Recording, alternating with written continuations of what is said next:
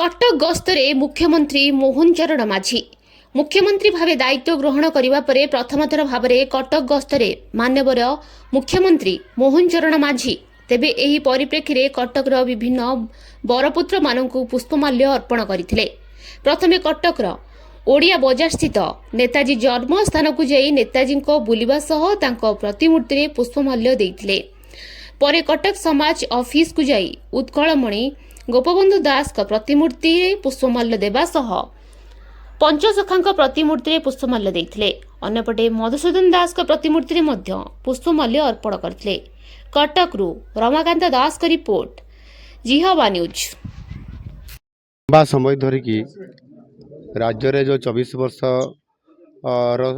एक सरकार थिला एवं से सरकार आज लोक माने ताकू परिवर्तन करिसंती, नुआ सरकार आनिसंती, साधारण जनतांकर सरकार प्रतिष्ठा करिसंती एवं जड़े अति साधारण परिवार जन को मुख्यमंत्री दायित्व मध्य देइसंती।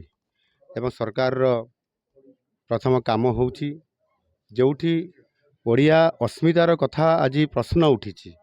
ओडियार अस्मिता आज संकट रे अछि बोली एवं जो माने ओडिशार बरपुत्र जो माने ये स्वतंत्र उत्कल प्रदेश गठन करने सहित ओडिया समाज को रुधिमंत करथिले, सेही मानकु सम्मान देवा ये सरकारंकर प्रथम काम। एणु नुआ सरकार गठन हैला परे नेताजी सुभाष चंद्र बोसंकर ये जो जन्म माटी कटकरे एठी आसी तांकु एवं तांकर ये जो जन्मस्थान रे ये माटी रे आसिकी पहुँचवा एवं तांकु श्रद्धांजलि देवा ये निश्चित भाव रे मो पाई गोटे बहुत बड़ गर्व और गौरवर कथा।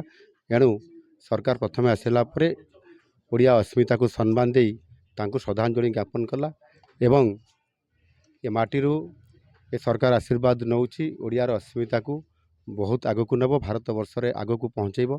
से सरकार आगामी 5 वर्ष संपूर्ण भाव में काम कर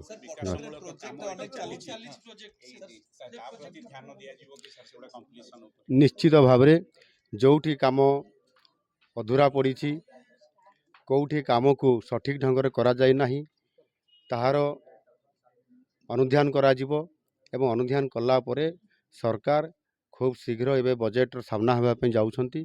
योजना नुआ नुआ करने मध्य सरकार चिंता करुछंती।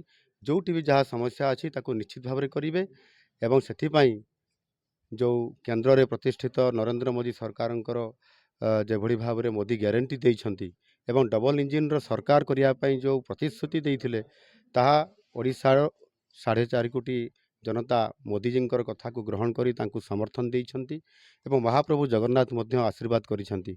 एणु निश्चित भाव में योजनाबद्ध भाव में ओडिशार जो विकास कोठी ना कोठी अटकी जाइछि ताकु त्वरान्वित करिवो एवं ये सरकार 5 वर्ष पई आसीछंती, आगामी 50 वर्षर काम को करिके देखेबे, सेति पई सरकार प्रतिश्रुतिबद्ध।